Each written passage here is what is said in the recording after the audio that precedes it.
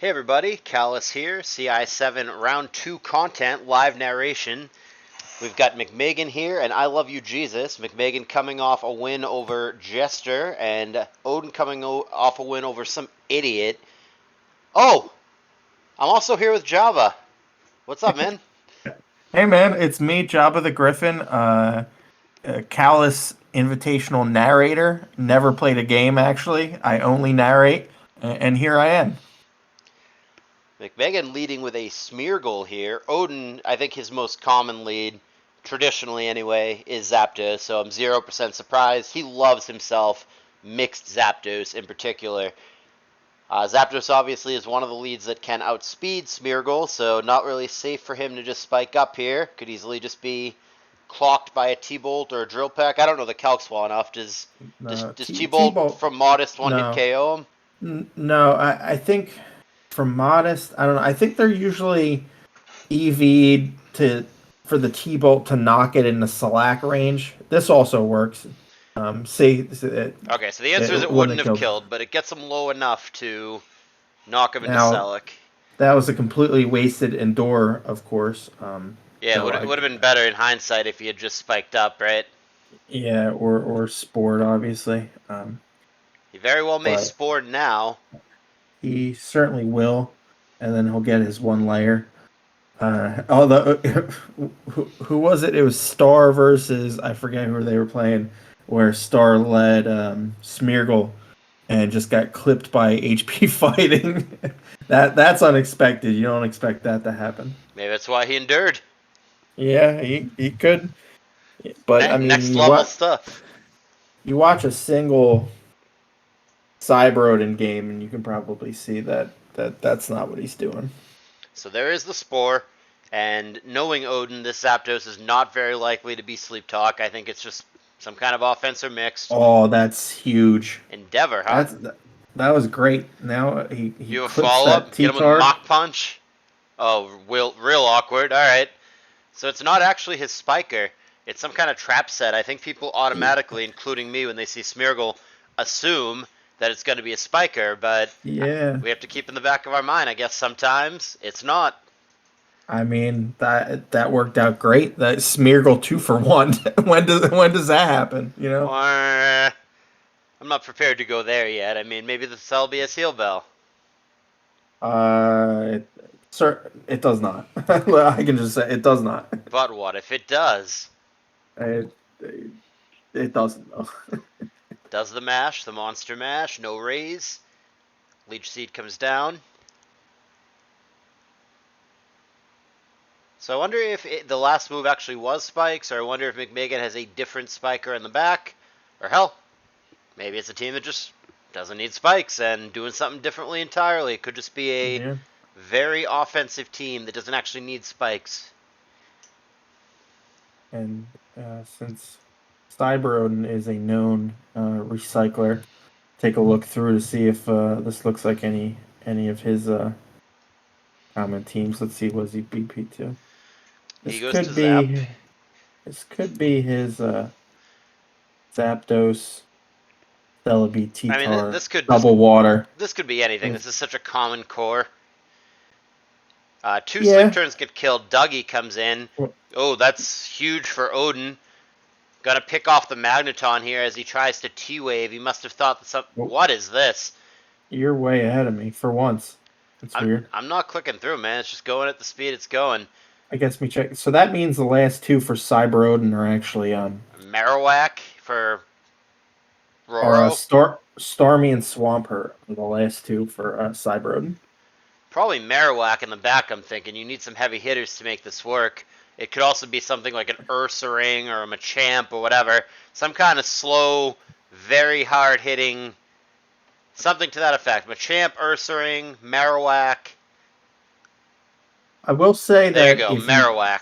if you get the Marowak in, what you want to do is you want to click Swords Dance.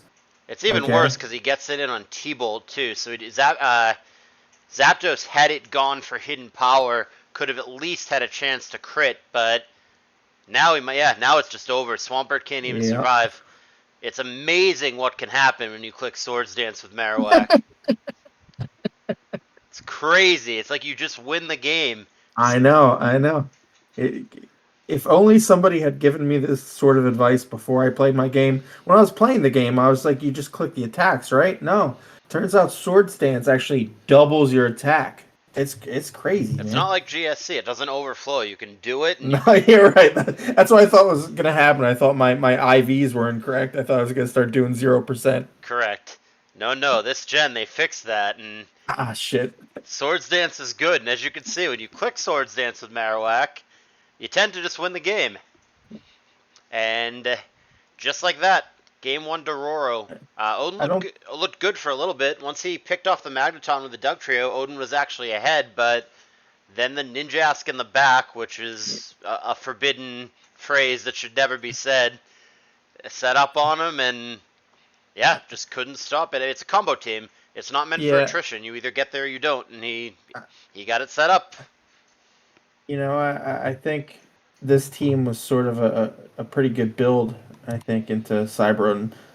He spams this sort of he spams this team a lot specifically. That last there was Starmie, and this team is always going to get into that sequence, and it doesn't have any phaser. That's not really a thing that Cyberodin does. He brings Skarmory rather every once in a while, but if he's not bringing that, he's not phasing. These aren't war Zapdoses. They're always some form of weird. They're either toxic or they're Drill Peck mixed. They're never roar. So if you're in on this specific team, the Ninjask is always going to win that. The Dougie gets and that's why so the Mag is for those Skarm teams that he brings, and then he never has any other phasing. So if you can get him into a situation like this, that's pretty much always going to win. So that's a good bring. I like that bring. It obviously looks unconventional and something you'd see, someone spamming at top of the ladder, but uh, it worked here. It was a good break. So one of the unique quirks about what's happening here, this is actually being recorded in real time on Monday night. They're actually playing on an extension, which I hate to give. This is the first and hopefully only one of the tournament. But because of that, I actually did announce the pairings last night. So they actually already know what's going to happen here. So whoever wins is going to have a bye next round, which is huge. And then the loser is going to actually play against Soulwind in the round 3 lower bracket. And they're both aware of that information already. Obviously, it doesn't in any way affect their prep for this match, but they do know what the future holds, and I'm sure they know how important the bye is. It's so much easier to go deep in this tour when you win the first two. It is such a big advantage. Yeah, and I'm sure there's a lot of incentive to win this round because nobody nobody wants to fall into Soulwind in the second round, who finished second last year. He did. In real time, actually, and I'm not going to spoil the results, but 2 of our round 3 matches have already played. I recorded them this morning, but these will be uploaded to YouTube in such a way where it looks like things happened in the correct order. We'll be back on track, and like I said, hopefully after this, no more extensions. But yeah, kind of adding on to what Jabba said, I mean, regardless of the opponent, I think it's good to just bring this kind of team every once in a while and keep your opponent in check. I think Mm-hmm. bringing weird shit just out of the blue that no one's ever going to prep or prepare for this. Just busting this kind of thing out and just keeping the other dude on their toes and being unpredictable, I think is pretty big in tournament play. I think we see certain players, Leech comes to mind immediately, but I don't mean to pick on him, he's not the only one, and yes, Game 2 has started, but I think we see certain players who fall into predictable patterns in the builder, and that gets used against them. So one way to combat that is to bust out funky shit like that. But let's not get far behind. We've got Zapdos Ferroro on the bottom again, and T-Tar on the top. Standard leads, and 2 subs broken by 2 focus punches. I wonder if he's Is this CB locked agility on or that. is this Lychee? Could be Magnet. Did he try it again? It is Lychee. There you go. And he's gonna focus punch. I don't get the point of that. I liked everything. I liked No. everything until that. Why would you focus punch there? Did he not see the Lychee? What did he think was I coming? and he expected a pass.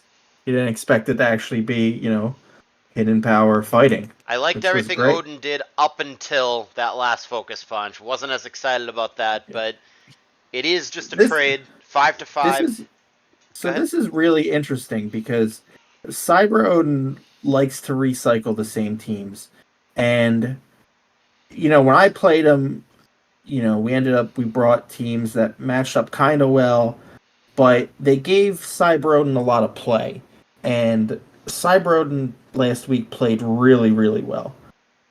Roro has seemed to go in a direction where he's just taking the play out of CyberOdin's hands. He's just bringing stuff like extremely unexpected and extremely volatile that really isn't going to give Odin a chance to play around it, right? And I think that's a great strategy considering how good CyberOdin looked. You don't want to get into a play match. If you can take the game out of his hands and bring something that just absolutely dunks on his regular brings, maybe that's the way to go. Well, we've got a trap here, but I'm not sure if it's a trap that he wants. Magneton again running Rain Dance for McMeghan, and then Body Slam does find the 60-40 para as well. Magneton's free to switch out whenever it would like, but Jirachi does not have that luxury. Fire Punch actually reduced by the rain, which doesn't normally matter, but he does have to eat a T-Wave. Now he fishes for Yeah, paras, which he doesn't get initially. See if he goes for it again. It's actually going to be Roro who full paras here as Odin gets a wish off, but then he full paras as well, so all's fair, I suppose. in T-Bolt. Love and War. I mean, he loves Jesus, and they're having a Pokemon war. Wish happens again, full para. Another T-Bolt. Another Wish. Another full para. And there we go. So, Odin clearly wins this interaction. Oh, boy. Heyo! Ninjask in the It's back, again, X2. that's insane. Ninjask in the back, X2. Come on, show me the roar Salamence. You can do it, put your back into it. Ooh, he's going to boost up with him. The plot thickens. What in the wide world of sports did we just see? We just saw Ninjask use Toxic. And we So, and and it connected with Salamence. DD what these nuts as he what the protects, stalls hell? him out. Oh, Roro cooked. This is crazy. I, This is I mean, one of my longest standing criticisms of McMeghan is the teams that they're too passive, they're too do nothing, they're exploitable because they don't have enough ways to win. But that is out the window this set as Roro has brought the proactive fucking heat. And I'm not sure what Odin's doing. He must realize that he's going to easily get sub protected out. He has no chance to break through this. Tell me it's a Rorcoon. If it's Rorcoon, this isn't so bad. Ooh, he doesn't. Does he not have Roar? I mean, McMeghan switched anyway, but it was a Surf there.